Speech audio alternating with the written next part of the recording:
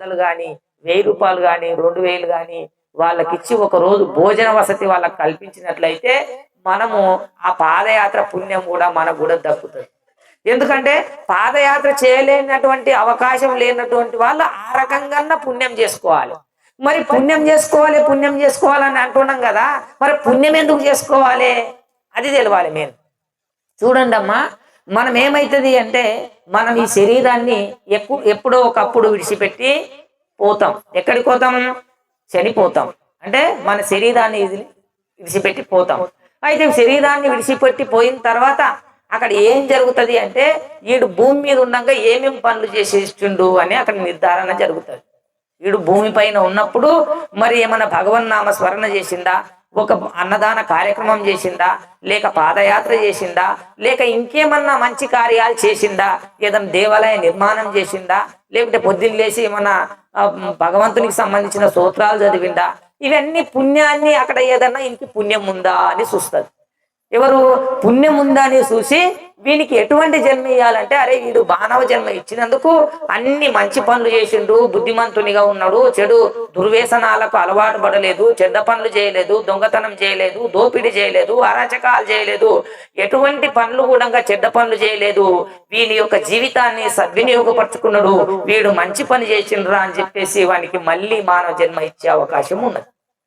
మరి మళ్ళీ మానవ జన్మ చూడండి, మానవ జన్మలో కూడా తేడాలు ఉన్నాయి. ఎట్లా ఉన్నాయనుకో, మనం బీదగా పుట్టినాం అనుకోండి, మనం నిరంతరం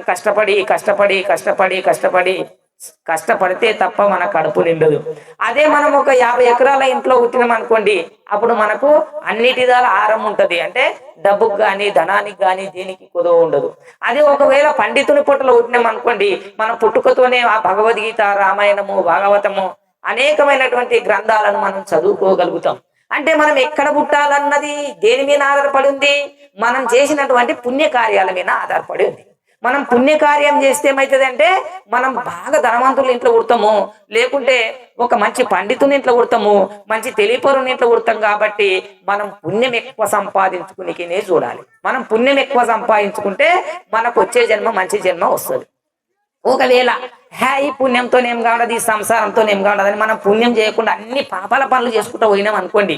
పాపాల పనులు అంటే మేకలు కోయడం, కోళ్ళు కోయడం, దొంగతనం చేయడం, దోపిడీ చేయడం, ఒనిమిని చాడీలు చెప్పడం, జగడలు పెట్టడం, కొట్లాటలు పెట్టడం, ఇటువంటివన్నీ మనము కొన్ని చేయరాని పనులన్నీ పాపాలు చేసుకుంటూ పోతే మనం శరీరాన్ని విడిచిపెట్టి పోయినాడు ఏమవుతుంది అంటే, అరే వీడు భూమి మీదకి మానవ జన్మ ఇచ్చి తోలితే వీడు పంది లేక ప్రవర్తించిండు, వీడిని పందిగా గుర్తించాలి. వీడు గాడిద లేక ప్రవర్తించిండు, ఈ గాడిద అంటే మానవ జన్మ ఇచ్చినప్పటికీ వీడు ఏం చేసిండే గాడిద లేకనే ప్రవర్తించిండు. కాబట్టి వీనికి గాడిద జన్మనే సెట్ అవుతుంది.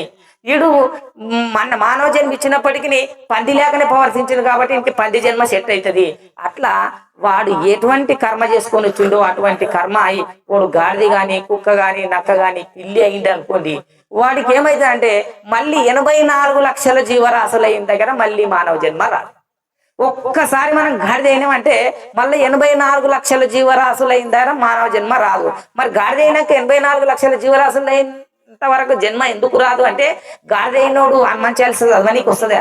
గాడిద అయినోడు విష్ణు సహస్రనామం చదవనీకి వస్తుందా? గాడిద అయినోడు లలిత సహస్రనామం చదవనీకి వస్తుందా? గాడిద అయిన తర్వాత తిరుపతికి పాదయాత్ర చేయగలుగుతాడా? గాడిద అయిన తర్వాత శ్రీశైలానికి పాదయాత్ర చేయగలుగుతాడా? అన్నదాన కార్యక్రమాలు చేయగలుగుతాడా? ఏ పుణ్య కార్యాలు చేయనీకి రాదు కాబట్టి దాంట్లో ఇరుక్కుంటాడు. గాడిద అయినాక పిల్లి, పిల్లి అయినాక నక్క, నక్క అయినాక తోడేలైన కూరవంది, అడిపంది, ఇట్లా క్రిమి కీటకాదుల్లో పడి 84 లక్షల జీవరాశుల్లో ఆ యొక్క జన్మ ఇరుక్కుంటది. అంటే మనం ఏం చేయాలి? వచ్చినటువంటి జన్మని జారిపోకుండా మంచి వైపుకు మంచి ప్రయత్నం అయితే చేస్తే ఏమైతుంది అంటే మనం దీంట్లోకి వెళ్ళి జారిపోకుండా ఉంటది. అయితే చూడండి, మరి ఇంతకు ముందు కూడా 3 సార్లు మానవ జన్మ ఎత్తిన వాళ్ళు ఇప్పటికీ ఉన్నారు. ఎట్లా ఉన్నారు మనం రుజువు చేయొచ్చు దాన్ని. ఇప్పుడు యానగుండె మాణికేశ్వరి మాత ఉండే, మరి యానగుండె మాణికేశ్వరి మాత ఫస్ట్ మానవ జన్మ కాదనేది.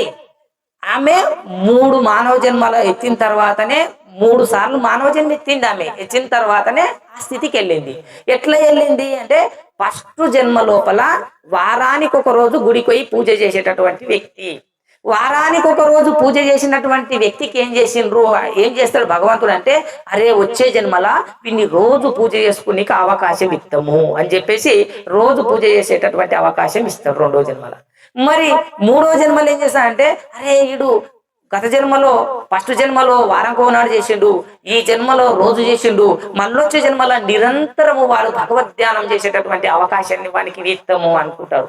అయితే నిరంతరం భగవద్ధ్యానం చేయాలంటే వాడు సన్యాసి అయి ఉండాలి. భార్య పిల్లలు భవబంధాలకు దూరమై ఉన్నోడే నిరంతరము ఆ భగవద్ధ్యానం చేయగలుగుతారు. ఇప్పుడు చూడండి, సమాజంలో ఎవరైతే యోగి అయినరో అది ఫస్ట్ మానవ జన్మ కాదు. అంటే గతంలో కొన్ని మానవ జన్మలు ఎత్తుతూ ఈ జన్మల కొంత, ఆ జన్మల కొంత, ఆ జన్మల కొంత పుణ్యం చేసుకుంటూ వచ్చిన తర్వాత ఈ రోజు ఆ స్థితికి పోయినరు. మరి వాళ్ళు 100% పుణ్యం పూర్తయిన తర్వాత వాళ్ళు ఏం చేస్తారంటే భగవంతుల్లో ఐక్యమవుతారు. మనం కూడా ఏమున్నది అంటే, మనం కూడా పుణ్యం చేస్తూ పోతే ఒక రోజు భగవంతుడు అంటే స్టెప్ బై స్టెప్.